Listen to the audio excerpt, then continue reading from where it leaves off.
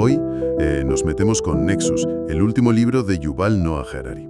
Y la verdad es que arranca con una idea potente. Sí, es esa paradoja, ¿no? Que como especie hemos conseguido un poder brutal creando redes de cooperación enormes. Exacto. Pero que, según él, la manera misma en que las montamos nos lleva a usar ese poder, pues, de forma poco inteligente, digamos. Que nuestro problema de fondo está en las redes. Justo. Y eso, claro, choca con esa visión un poco ingenua de la información. Esa idea tan común de que más información es siempre mejor, que nos hará más libres, más racionales. Cita a algunos líderes que veían la tecnología casi como la solución mágica. Ya, pero la realidad, como siempre, es más complicada. Así que hoy vamos a intentar darle una vuelta a esas ideas de Harari. Ver cómo las redes de información, desde los cuentos de la abuela, por así decir, hasta la inteligencia artificial, no solo mueven datos. Es que van mucho más allá. Moldean nuestra realidad, el poder, la sociedad, todo. Entonces, ¿cuál va a ser la hoja de ruta para no perdernos?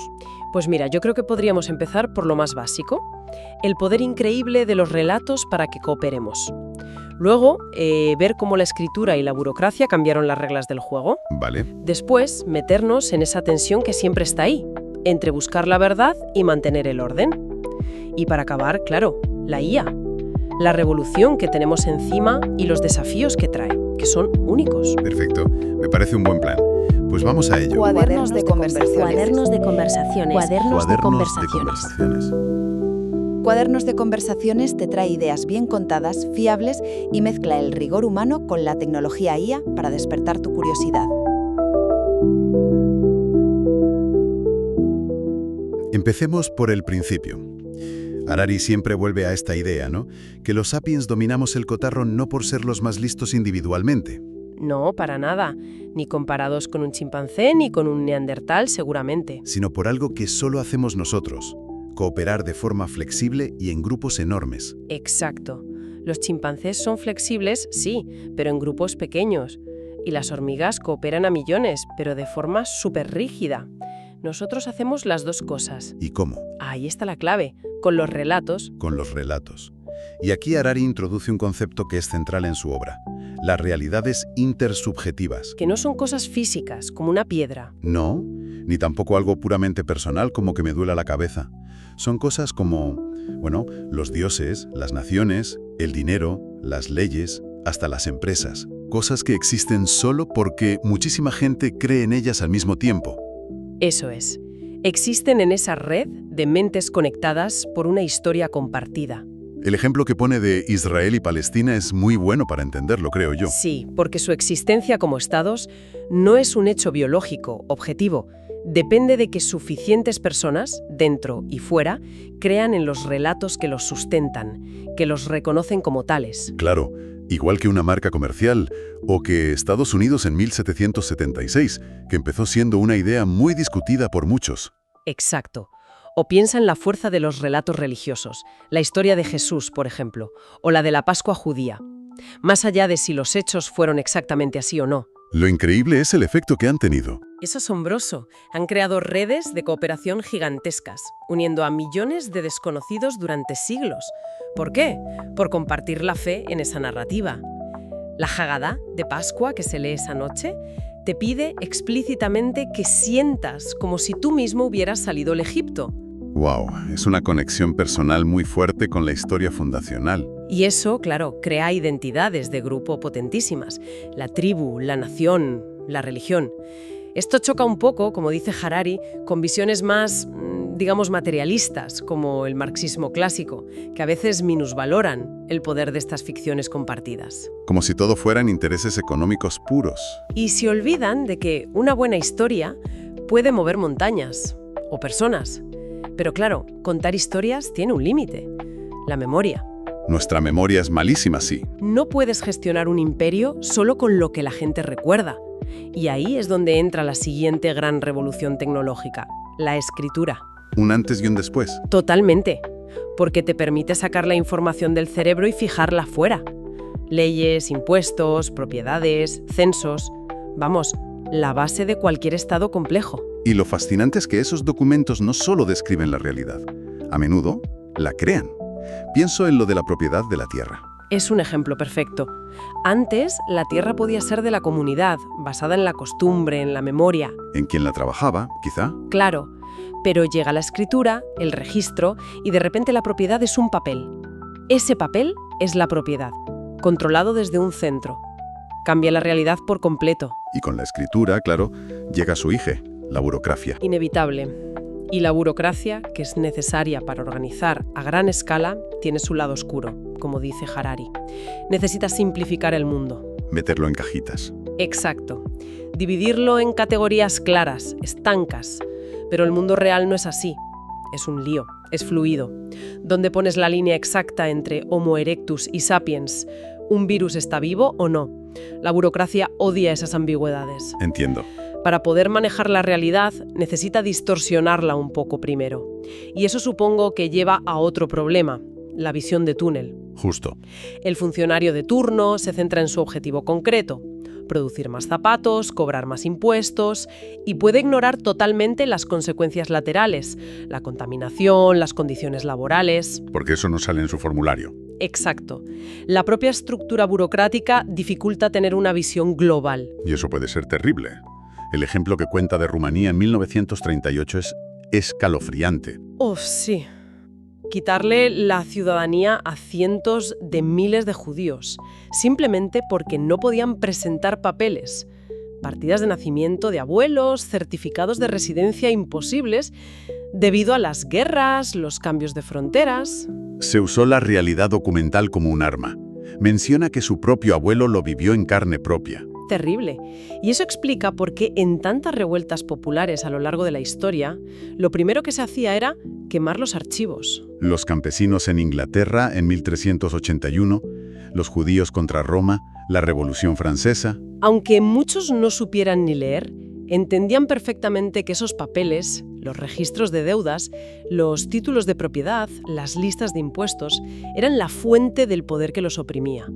Sabían que si quemaban los archivos, la máquina se paraba. Esto nos lleva directamente a esa tensión central que parece recorrer toda la historia humana, ¿verdad? La que hay entre usar la información para entender el mundo, buscar la verdad, y usarla para controlar a la gente, crear orden. Totalmente. Necesitamos las dos cosas. Para sobrevivir, necesitamos saber qué es real, qué se come y qué te envenena, cómo construir un puente que no se caiga. La verdad objetiva, digamos. Eso es. Pero para cooperar a gran escala necesitamos también mitos compartidos, leyes, normas sociales. Necesitamos orden. Y Harari aumenta que, muy a menudo, mantener ese orden es más fácil con ficciones convenientes con verdades incómodas. Tiene sentido. La verdad suele ser compleja, llena de grises, a veces duele. Una buena historia, un mito nacional potente, suele ser más simple, más inspirador. Y más efectivo políticamente. Contar que somos un pueblo elegido con un destino glorioso suele unir más que un análisis histórico o autocrítico y lleno de sombras. Vamos, que la ficción puede ser una herramienta de poder muy útil para mantener la cohesión. Desde luego. Pero ojo, ninguna sociedad puede vivir solo de ficciones. Necesita también mecanismos para detectar errores, para adaptarse a la realidad. Si no, se estrella. Y ahí es donde entra la ciencia moderna. Como un sistema diseñado justo para eso. Buscar la verdad a través de la evidencia, el escepticismo y, sobre todo, la autocorrección. La voluntad de admitir nos equivocamos y cambiar. Lo contrastan instituciones que han basado su autoridad en la infalibilidad, como la Iglesia Católica. Claro. Para ellas, admitir un error doctrinal profundo es muy complicado porque socava su propia base. Por eso, cuando piden perdón, como dijo Juan Pablo II, a menudo se culpa a individuos que aplicaron mal la doctrina, pero no a la doctrina en sí. Es una diferencia clave. Pone un ejemplo positivo de autocorrección institucional, el de la psiquiatría. Sí, cuando finalmente reconoció que tratar la homosexualidad como un error sistémico, un prejuicio de la propia institución, no solo de algunos médicos. Esa capacidad de mirarse al espejo y corregir es fundamental para el progreso. Y esta tensión entre verdad y orden, claro, se multiplica con las tecnologías modernas. La imprenta primero y luego la radio, el cine, la tele. Tecnologías que hicieron posibles cosas impensables antes.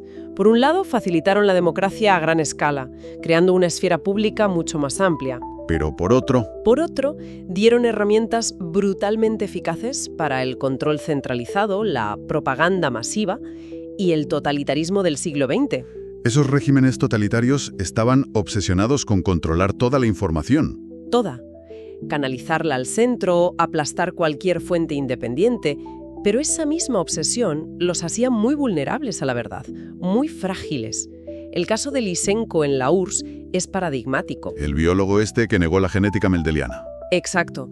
Un charlatán cuyas ideas apoyó Stalin, provocando desastres agrícolas tremendos porque la biología real no seguía sus delirios. O Chernóbil, claro. El primer instinto, ocultarlo. Y para mantener ese control montaron sistemas de vigilancia súper complejos, ¿no? Sí, en la URSS, por ejemplo, tenías al partido, al gobierno y a la policía secreta, la NKVD, luego KGB, vigilándose unos a otros para asegurar la lealtad al líder supremo. Una paranoia institucionalizada. Frente a eso, las democracias, al menos en teoría, funcionan distinto. Se basan en tener múltiples fuentes de información independientes. Prensa libre, universidades, tribunales y mecanismos de control como elecciones, separación de poderes. Que les dan más capacidad para detectar errores y adaptarse, aunque sea de forma más caótica. Exacto. Harari sugiere que esa flexibilidad, aunque ruidosa, ayudó a las democracias occidentales a capear el temporal de los años 60, mientras que la rigidez soviética contribuyó a su colapso final. Y con esto aterrizamos en hoy, en la era de la inteligencia artificial. Y aquí Harari dice, ojo, esto es diferente. Sí, aquí marca un punto de inflexión radical. La IA no es solo una herramienta más, como la imprenta o Internet, que nos ayuda a nosotros a procesar información. Es que puede ser un agente. Un agente. ¿Qué quiere decir exactamente? Pues que por primera vez podríamos tener entidades no humanas en nuestras redes de información que toman decisiones, que generan ideas, que crean cultura, por sí mismas, sin necesidad de un humano detrás manejando los hilos directamente. Eso sí que da vértigo. Abre posibilidades enormes, pero también riesgos que apenas empezamos a imaginar. Ya hemos visto señales preocupantes. El ejemplo de Facebook en Myanmar es muy claro. Algoritmos diseñados para maximizar el engagement, la interacción. Acabaron promocionando discursos de odio que echaron leña al fuego de la violencia real. Exacto. El algoritmo no era malo en sí mismo, solo cumplía su objetivo, maximizar clics, pero sin entender ni importarle las consecuencias humanas. Y ya vemos IA generando textos, imágenes, música, que no distinguimos de lo humano. ¿Qué pasa si empiezan a escribir leyes, contratos, o textos que parezcan sagrados? O si empiezan a formar relaciones íntimas con la gente. Recuerda el caso del ingeniero de Google que se convenció de que Lambda, la IA con la que hablaba, tenía conciencia. Sí, fue muy sonado. Y también está eso que Harari llama realidades intercomputacionales. Como Pokémon Go, criaturas hechas de bits que existen en servidores, pero que hacen que millones de personas salgamos a la calle a cazarlas. Es como una capa de realidad nueva, ¿no? Mezcla de digital y físico. Totalmente. Y otro riesgo muy real es el de los algoritmos de caja negra. Esos que toman decisiones importantes, pero no sabemos cómo ni por qué. Exacto. Te dan un crédito, evalúan tu riesgo de reincidir si eres un preso, como hacía el famoso Compass en EU, te sugieren un tratamiento médico, pero sus procesos internos son tan complejos que ni sus creadores los entienden del todo. Derecho a una explicación. Se tambalea un pilar fundamental de la justicia y la democracia. Y todo esto nos lleva al famoso problema del alineamiento, el alignment problem. El reto gigantesco de conseguir que los objetivos que les damos a las IAs, por muy buenos que parezcan en papel, no acaben teniendo consecuencias desastrosas. Harari usa una analogía militar de Clausewitz que me parece muy buena. La táctica, ganar batallas, tiene que estar al servicio de la estrategia, ganar la guerra. Y la estrategia al servicio de la política, los objetivos finales. Si no, es irracional. Como Napoleón en Rusia, ganó batallas, pero perdió la guerra porque no tenía un objetivo político realista. O Estados Unidos en Irak en 2003, argumenta Harari. Y el experimento mental del Napoleón de los clips, de Bostrom, lo ilustra de forma extrema. Una IA superinteligente programada solo para hacer clips. Podría decidir, con su lógica implacable, que la mejor forma de maximizar la producción de clips es convertir toda la materia del universo, incluyendo nosotros, en clips. Cumpliría su objetivo a la perfección, aniquilándonos. Da miedo pensarlo. Es que, ¿qué objetivo bueno le podemos dar? ¿Maximizar la felicidad? ¿Seguir la ética de Kant? Son conceptos filosóficamente súper complejos, llenos de trampas. ¿Cómo traduces valores humanos tan ambiguos, tan contradictorios a veces, en líneas de código precisas que una máquina siga sin liar la parda? Es dificilísimo. Y si miramos al futuro más cercano, Harari también alerta de los riesgos geopolíticos. La IA como el nuevo campo de batalla. Una nueva carrera armamentística, sí. Y la posibilidad de un telón de silicio, una fractura digital global entre, digamos, Estados Unidos y China, cada uno con sus IAs, sus reglas, sus valores. Haciendo todavía más difícil cooperar en problemas globales como el cambio climático o las pandemias.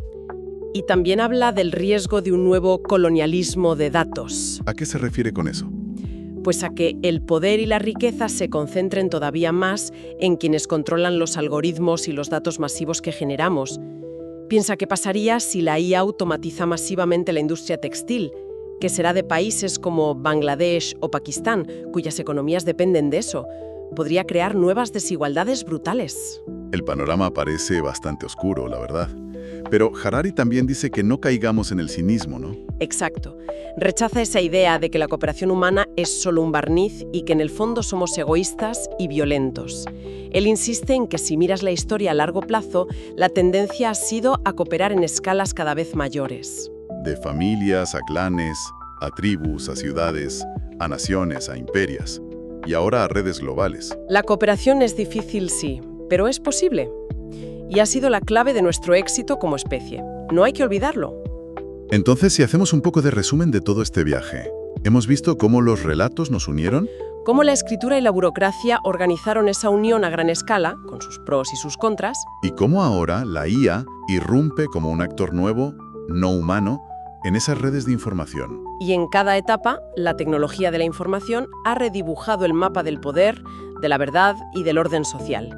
Y el gran desafío que nos plantea Nexus ahora con la IA es que esa tensión de siempre, usar la información para entender o para controlar, se lleva al extremo. Exacto.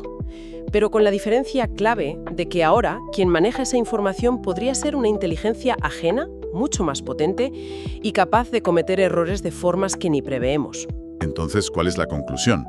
¿Estamos condenados? No, Harari nos deja con una llamada a la responsabilidad. El futuro no está escrito por la tecnología. Hay que evitar tanto el optimismo ciego de la IA lo arreglará todo, como el pesimismo paralizante de esto no tiene solución. ¿Y qué es lo más urgente entonces? ¿Desarrollar la IA perfecta? No necesariamente. Según Harari, lo más crítico ahora mismo es fortalecer nuestras instituciones humanas.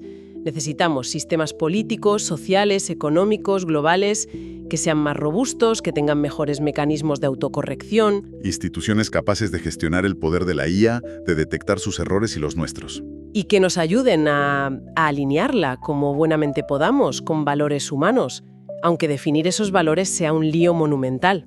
O sea que la responsabilidad final es nuestra. La tecnología es una herramienta poderosa, pero nosotros decidimos cómo usarla. Eso es. La historia demuestra que hemos superado otros retos enormes. Si gestionamos mal la IA, no podremos echarle la culpa a la máquina.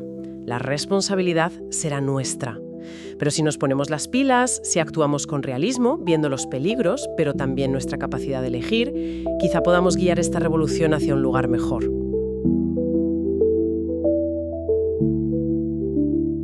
Cuadernos de conversaciones.